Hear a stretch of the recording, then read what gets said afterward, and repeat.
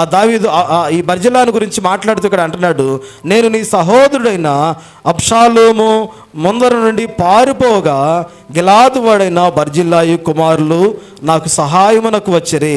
నీవు వారి మీద దయ చూపించి నీ బల్ల యొద్ద భోజనము చేయి వారిలో వారిని కూర్చోనిమ్మో. చూసినట్లయితే బర్జిల్లాయి ఈ మధ్యాహ్నము ఒక వ్యక్తి గురించి మనం నేర్చుకుంటాం. ఈ వ్యక్తి పేరు బర్జిల్లాయి. చాలా జాగ్రత్తగా వినాలి ఈ వ్యక్తి గురించి. ఇతడు ఎంత సహాయం చేశాడో దావీదుకి మీకు చాలా నూతనంగా అనిపిస్తుంది ఈ వర్తమానం. దావీదు ఆపదలో ఉన్నప్పుడు, దావీదు శ్రమలలో ఉన్నప్పుడు, దావీదు కృంగిపోయి ఉంటున్నప్పుడు, తన కుమారుడు ఎక్కడ చంపుతాడో తెలియనట్టు భయంలో దావీదు ఉంటున్నప్పుడు దావీదుకి అండగా నిలబడ్డాడు ఈ బర్జిల్లాయి.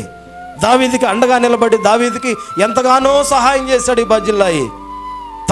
దానిని బట్టి దావీదు చనిపోయే సమయంలో తన కుమారుడైన సొలొమోనుకి పిలిచి చెప్తున్నాడు, బర్జిల్లాయి కుమారులను మీరు ఎప్పుడూ మర్చిపోవద్దు. వారి కుమారులను తీసుకొచ్చి నీ భోజనపు బల్ల దగ్గర కూర్చోబెట్టు, వాళ్ళకి అధికారము నువ్వు అనుగ్రహించు అని చనిపోతూ కూడా దావీదు సొలొమోనుకి చెప్తున్నాడు. అయితే ఈ బర్జిల్లాయి గురించి మనము ఈ సందర్భాన్ని కూడా మనం ఒకసారి జ్ఞాపకం చేసుకుని, ఈ బర్జిల్లాయిలో ఎంత గొప్ప లక్షణాలు ఉన్నాయో ప్రతి క్రైస్తవుడు కూడా ఆ లక్షణాలు మనం కలిగి ఉండాలని దేవుడు మనల్ని కోరుకుంటున్నాడు. చూడండి ఎవరు ఈ బర్జిల్లాయి, దావీదుకి ఎట్లా సహాయం చేశాడు అని మనం చూస్తే 19వ అధ్యాయం మనం చూద్దాం. 19వ అధ్యాయం చూద్దాం. చూడండి 31 నుంచి కూడా 2వ సమూయేలు గ్రంథము 19వ అధ్యాయము 31 నుంచి మనం చదువుకుందాం అండి.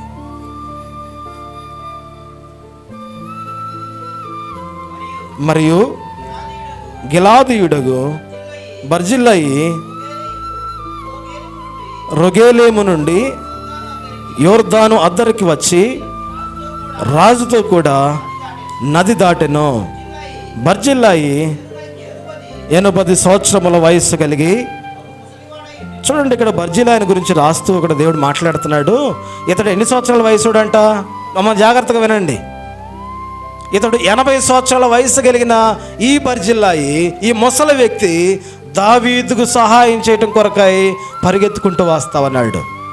దావీదుకి ఎప్పుడు దాకా సహాయం చేశాడంటే, తన కుమారుడు తరుముతున్నాడని, తన కుమారుడు చంపాలని ప్రయత్నం చేస్తున్నాడని ఈ బర్జిల్లాయి గమనించి తాను ఉన్నటువంటి ఆ ఊర్లో దావీదును దాచినటువంటి సమయం అంతా కూడా దావీదుకి ఆహారమును సమృద్ధిగా అందించినట్లుగా మనం చూస్తున్నాం. ఇక్కడ ఈ బర్జిల్లాయిని గురించి మాట్లాడుతూ ఇతడు 80 సంవత్సరాల వృద్ధాప్యం కలిగినటువంటి వ్యక్తి. ఈ 80 సంవత్సరాల వృద్ధాప్యం కలిగిన వ్యక్తి 31వ వచనంలో, మరియు గిలాదీయుడగు బర్జిల్లాయి రొగేలేము నుండి యోర్దాను అద్దరికి వచ్చి రాజుతో కూడా నది దాటెను. దావీదు అని ఉంటాడు, ఒకవేళ అయ్యా నువ్వు పెద్దవాడు కదా, నువ్వు ఇక్కడే ఉండు, నేను ఇక్కడి నుంచి వెళ్ళిపోతాను, నది దాటి వెళ్ళిపోతాను. లేదయ్యా, నీ మీద నాకు ఎంతో ప్రేమ ఉన్నది, నేను ఎంతవరకు పోషించాను, నీకు సహాయం చేస్తూ వచ్చాను, ఈ నది దాటేంత వరకు వస్తాను. ఇంకా మీరు చదువుకుంటూ వెళ్ళినట్లయితే దావీదు అంటాడు, నువ్వు వృద్ధాప్యం కలిగి ఉన్నావు కదా, నువ్వు నాతో పాటు చనిపోయేంత వరకు నేను పోషిస్తాను, నాతో పాటు రా అని పిలుస్తాడు కూడా. కానీ బర్జిల్లాయి అంటాడు, నా తల్లిదండ్రుల సమాధులు ఇక్కడే ఉన్నాయి, నేను కూడా ఇక్కడే మరణించవలసి ఉన్నది, నేను రానులే కానీ నా చిన్న కుమారుని మీరు తీసుకుని వెళ్ళయ్యా అంటాడు. ఇక్కడ వారి చిన్న కుమారుని గురించి కాదు కానీ బర్జిల్లాయి యొక్క గుణ లక్షణాలు మనం చూస్తాం. సహాయం చేసేవాడిగా బర్జిల్లాయి ఉన్నాడు. నిజంగా మన జీవితంలో కూడా ఇతరులకు సహాయం చేయలేనటువంటి పరిస్థితులు, ఆపదలో ఉన్నారు, ఇరుకుల్లో ఉన్నప్పుడు, ఇబ్బందులు ఉన్నప్పుడు, కురింగిపోయి ఉంటున్నప్పుడు ఆదరించలేని పరిస్థితులు, సహాయం చేయలేని పరిస్థితులు.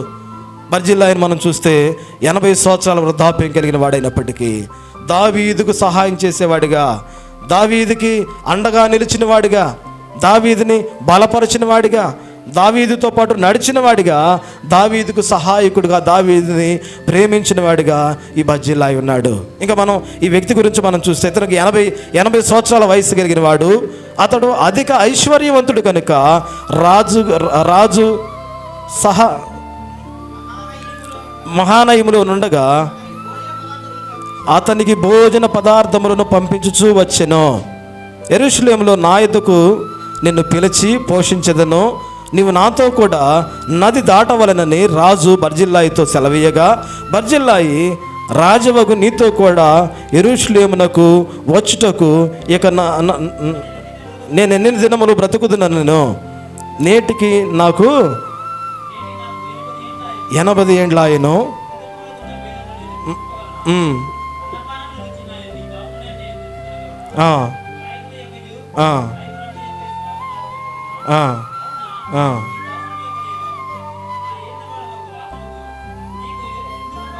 చూడండి, రెండోదిగా నీ దాసుడైన నేను భారముగా ఉండకూడదు. ఒకటి ప్రేమించినటువంటి బర్జిల్లాయి, పోషించిన బర్జిల్లాయి. మూడోదిగా మనం చూస్తే భారముగా నేను ఉండొద్దయ్యా. వెళ్ళొచ్చు, రాజు పిలుస్తున్నాడు, నా రాజనగరికి నువ్వు రా, నువ్వు సహాయం చేసావు, నేను చక్కగా పోషిస్తాను, నీ మరణమయ్యేంత వరకు నేను తోడై ఉంటాను, నిన్ను పోషిస్తాను అని దావీదు చెప్తున్నప్పుడు కూడా నేను నీకు భారముగా ఉండకూడదయ్యా. నువ్వు రాజ్యం చేసేవాడివి, పరిపాలన చేసేవాడివి, నీకు నేను భారముగా ఉండవద్దు. నిజంగా చాలామంది ఈ అనుభవాలు కలిగి ఉండరండి. మనం బ్రతికితే చాలు, ఇతరులు ఎట్లయిపోతే మాకు సంబంధం లేదు, సహాయం చేసే గుణం ఉండదు. రెండోది, ఇతరులకు భారముగా ఉంటాం, ఇతరుల మీద ఆధారపడే వారికి ఉంటాము.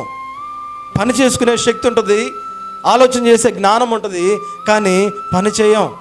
ఇతరులకు భారముగా, సోమరిపోతులుగా మనం ఉండేవారిగా ఉంటాం. కానీ బర్జిల్లా అంటున్నాడు కదా, నేను నీకు భారముగా ఉండకూడదు. మనం గమనించినప్పుడు బర్జిల్లాయి దావీదుకి ఎట్లా సహాయం చేశాడు చూద్దాం. 17వ అధ్యాయం చూద్దాం, చూడండి. 17వ అధ్యాయం 27వ వచనం నుంచి మనం చదువుకుందామండి. 17వ అధ్యాయం 27వ వచనం నుంచి కూడా దావీదు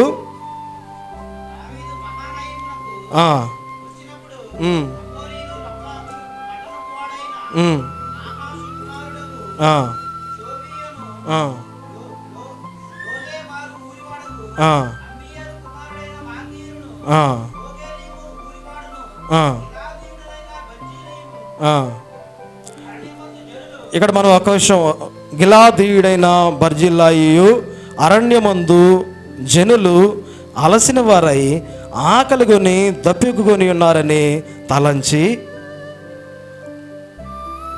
చదవండి, పరుపులను, పాత్రలను, కొండలు, గోధుమలు, యవల పిండి వేసిన గోధుమలు, కాయధాన్యములు, చిక్కుడు కాయలు, ఇంకా పేలాలు, తేనె వెన్న, గొర్రెలు, జున్ను ముద్దలు దావీదును అతని యొద్ద ఉన్నటువంటి జనులందరికీ కూడా భోజనం చేయటానికి కొరకై ఎన్ని సామాగ్రిని సమకూరుస్తున్నాడో చూడండి. ఒక వృద్ధాప్యం కలిగినటువంటి వాడు, 80 సంవత్సరాల వయసు కలిగిన వాడు ఈరోజు దావీదుకు సహాయం చేసేవాడిగా ఉంటున్నాడు. మనం సహాయకులుగా నిలవాలి. చాలామందికి క్రైస్తవం అట్లానే ప్రారంభమైంది. అనేకులకు సహాయకరంగా, అనేకులకు సహాయం చేస్తూ, దేవుడు ఇచ్చినట్టు ప్రేమను అనేకులకి కనపరుస్తూ ప్రతి క్రైస్తవుడు ఉండవాలి. బర్జిల్లాయి నుంచి మనం నేర్చుకోవాలి. ఈయనైతే 80 సంవత్సరాల వయసు కలిగినోడు, ఒకవేళ కళ్ళు సరిగ్గా కనపడతలేదేమో, నడవలేని పరిస్థితులు ఉన్నాడేమో. బర్జిల్లాయి దేవుని పని చేయటం కొరకు ఎంత మాత్రమునో వెనకాడలేదండి. దేవుని పని చేయటం కొరకు ఎంత మాత్రమునో అధైర్యపడలేదు, భయపడలేదు. ధైర్యం కలిగినటువంటి బర్జిల్లాయి, ద్రాతృత్వం కలిగినటువంటి బర్జిల్లాయి, ఇతరులకు సేవ చేసినటువంటి, సహాయం చేసినటువంటి బర్జిల్లాయి, సత్క్రియలు చేసినటువంటి బర్జిల్లాయి. 4 విషయాలు మనం చూస్తాం. ఒకటి, సహాయం చేస్తున్నాడండి ఈయన, ఇతరులకు సహాయం చేసేవాడిగా ఉంటున్నాడు. కష్టాల్లో ఉంటున్నప్పుడు, ఇరుకుల్లో ఉంటున్నప్పుడు, మన స్నేహితులు, మన బంధువులు, మన సంఘానికి వస్తున్నట్టు వారు ఇరుకుల్లో, ఇబ్బందుల్లో ఉంటున్నప్పుడు మనం కలిగిన దానిలో ఇతరులకి సహాయకులుగా నిలబడేవారిగా ఉండాలి. బర్జిల్లాయి దావీదుకు సహాయం చేస్తూ వచ్చాడు. దావీదుతో పాటు వచ్చిన వారందరికీ ఆహారాన్ని సిద్ధపరిచాడంట ఈ బర్జిల్లాయి. మన జీవితాల్లో సహాయకుడిగా అలసిన స్థితిలో ఉన్నప్పుడు సహాయం చేసేవారికి ఉంటున్నామా? దేవుడు సహాయకుడు. దేవుని పిల్లలమైన మనం కూడా సహాయం చేసేవారిగా ఉండాలి. ఇక్కడ మనం చదువుకున్నాం, దావీదు అలసిన స్థితిలో ఉంటున్నప్పుడు సహాయం చేస్తున్నాడు బర్జిల్లాయి. దేవుని వాక్యంలో చూద్దాం, చూడండి దేవుడు ఎట్లా సహాయకుడిగా ఉన్నాడో. కీర్తన గ్రంథం 66వ అధ్యాయము 6వ వచనం చదువుకుంటాం అన్నమాట. కీర్తన గ్రంథం 6వ అధ్యాయం 6వ వచనం చదవండి.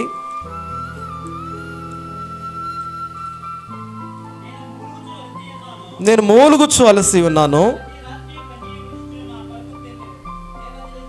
చూడండి, ఇక్కడ కీర్తనకారుడు రాస్తూ ఇక్కడ మాట్లాడతాడు, నేను మూలుగుచ్చు అలసి ఉన్నాను. ప్రతి రాత్రి కూడా కన్నీళ్లు విడుస్తూ ఎంత రోధిస్తా ఉన్నాడో కీర్తనకారుడు. నిజంగా మన జీవితాల్లో కూడా మూలుగుతూ అలసిన దినాలు ఎన్నో ఉంటాయి. దేవుని సన్నిధిలో ప్రార్థన చేసిన అనుభవాలు మనకి ఎన్ని దినాలు ఉన్నాయో.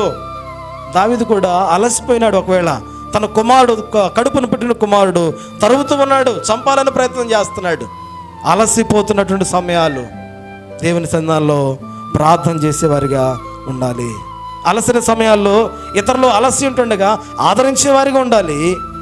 మనం అలసిపోయినప్పుడు దేవుని పాదాల దగ్గరికి దేవుని సహాయాన్ని వేడుకునేవారిగా మనం ఉండాలి. కాబట్టి 6వ అధ్యాయం 6వ వచనంలో మనం చూస్తూ వచ్చాము, నేను అలసి ఉండగా అంటాడు కీర్తనకారుడైన దావీదును మనం చూడగలుగుతాము. నేను మూలుగుచ్చు అలసి ఉన్నాను, నేను మూలుగుచ్చు అలసి ఉన్నాను అని చెప్తూ ఇక్కడ ప్రతి రాత్రి కూడా కన్నీళ్లు విడుచుచు నా పరుపు తేలజేయుచున్నాను, నా కన్నీళ్ళ చేత నా పడక కొట్టుకొని పోవచ్చున్నది. అలసి ఉన్నాను, నా కన్నీళ్ళ చేత నా పడక కొట్టుకొని పోవచ్చున్నది. మా పిల్లలు గొడవ చేస్తున్నారు చూడండి కొద్దిగా, శ్రీనాన్న. కాబట్టి అలసిన వేళ దేవుని సన్నిధానాలకు రావాలి. ఇతరులు ఒకవేళ అలసిన సందర్భాలు మనం చూసినప్పుడు వారికి సహాయకులుగా బర్జిల్లావలే మనం కూడా సహాయం చేసేవారిగా ఉండాలి. 69వ కీర్తనలో కూడా మనం చూస్తాం 3వ వచనం. 69వ కీర్తన 3వ వచనం కూడా చూస్తాం చూడండి. 69వ కీర్తన 3వ వచనం, నేను మొరపెట్టుట చేత అలసి ఉన్నాను, నా గొంతుక ఎండిపోయాను, నా కనులు క్షీణించిపోతావని, నా దేవుని కొరకు కనిపెట్టుట చేత నా కనులు క్షీణించిపోతా ఉన్నాయి, అలసిపోతా ఉన్నాను, సమస్యలు చాలాసార్లు దావీదు ఎన్నో అనుభవాలు కూడా నడిచాడండి. కుమారుడు చనిపోతాడు. ఒకవైపు ఆ పిల్లనిచ్చిన మామ తరుపుతూ ఉంటాడు, శత్రువులు పొంచి ఉంటారు, అలసిపోతా ఉన్నాడు దావీదు. అలసిన వేళ, సమస్యలైన వేళ దేవుని సన్నిధిలో మొరపెడతాడు దావీదు. చాలాసార్లు దేవుడే సహాయకుడిగా నిలబడతాడు. ఇక్కడ మనం చూస్తే ఒకటి, అలసిన వేళ ప్రార్థించేవారిగా మనం ఉండాలి, దేవుని దగ్గరికి వచ్చేవారిగా ఉండాలి. రెండవది, అలసిన వారిని మనము ఆదరించేవారిగా, వారిని హక్కును చేర్చుకునేవారిగా, వారిని ధైర్యపరిచేవారిగా, వారి అవసరాలను తీర్చేవారిగా మనము ఉండాలి. ఆది సంఘం కూడా ఏం చేస్తూ వచ్చారంటే, వారు కలిగినది యావత్తు కూడా అమ్మి అపోస్తుల పాదాల దగ్గర పెట్టినప్పుడు వారందరూ కూడా సమానముగా పంచుకున్నట్లుగా, ఒకరు ఉన్నవారు ఒకరు లేనివారు భేదం లేదు, అందరిని కూడా సమానంగా ఉన్నారంట అది అపోస్తుల దినాల్లో. కాబట్టి అలసిన వారిని చూసినప్పుడు సహాయం చేసేవారిగా ఉండాలి. బర్జిల్లాయి అలసినటువంటి దావీదును, అలసిపోయిన దావీదుతో పాటు వచ్చినట్టు వారందరినీ కూడా ఆదరించినట్లుగా, వారికి సేద తీర్చినట్లుగా బర్జిల్లాయి విషయంలో మనం చూస్తాం. ఇంకా బర్జిల్లాయి మనం ఒకసారి చూస్తే ధైర్యం కలిగిన వాడండి బర్జిల్లాయి కదా. తన కుమారుడు అబ్షాలోము యవన కాలంలో ఉన్నాడు. అబ్షాలోముకి దావీదు భయపడి పారిపోయి దాక్కున్నాడు. కానీ బర్జిల్లాయి మాత్రము అబ్షాలోము వస్తే దావీదుకు సహాయం చేస్తున్న ఈ వృద్ధాప్యం కలిగిన 80 సంవత్సరాల ఈ వ్యక్తిని కూడా చంపుతాడు. అయినప్పటికీ ఎంత ధైర్యం అండి, దావీదుకు సహాయం చేయాలని ధైర్యంగా నిలబడ్డాడు. మన జీవితంలో కూడా చాలాసార్లు ధైర్యాన్ని కోల్పోతాము. చాలా సందర్భాల్లో ధైర్యం రాదు మనకి. బర్జిల్లాయిని చూసి నేర్చుకోవాలి. 80 సంవత్సరాల వయసు కలిగినోడు అయినప్పటికీ దేవుని పని చేయాలి, దేవుని బిడ్డలను ఆదరించాలి, దేవుని కొరకాయ నిలబడాలి. ఎంత ధైర్యంగా ముందుకొచ్చాడు ఈ బర్జిల్లాయి. మొదటిగా సహాయం చేసిన వాడిగా ఉన్నాడు. రెండోదిగా ధైర్యవంతుడిగా ఉన్నట్లుగా మనం చూస్తున్నాం. దేవుని వాక్యంలో దేవుని పిల్లల యొక్క ధైర్యం గురించి దేవుని వాక్యం ఏం చెప్తుందంటే, సామెతల గ్రంథం చూద్దాం చూడండి, 14వ అధ్యాయం 2వ వచనం చదువుతాను చూడండి. యెహోవా యందు భయభక్తులు కలిగి ఉండటే ధైర్యమునకు మూలము. ఆయన యందు భయభక్తులు కలిగి ఉండటమే బహుధైర్యాన్ని మనకు పుట్టిస్తుంది. కాబట్టి ఆయన యందు భయభక్తులు మనం కలిగి ఉన్నప్పుడు దేవుని వాక్యం మనల్ని ఆపదలలో ధైర్యం ఇస్తుంది. దేవుని 26వ వచనమా చదువు, ఎన్నో వచనం? 14:26 చదవండి. యెహోవా యందు భయభక్తులు కలిగి ఉండుట బహుధైర్యమును పుట్టించును. అటివారి పిల్లలకు నిజంగా అటివారి పిల్లలకు ఆశ్రయం దొరుకుతుంది. నిజంగా ఈ వాక్యం సరిపోయినట్లుగా బర్జిలాయి కుమారులకి మనం చూడగలుగుతాం. అందుకనే దావీదు చనిపోతూ సొలొమోనుకి చెప్తున్నాడు కదా, నీవు బర్జిలాయి కుమారులను నువ్వు నీ భోజనపు బల్ల దగ్గర నువ్వు వారిని సిద్ధపరచు.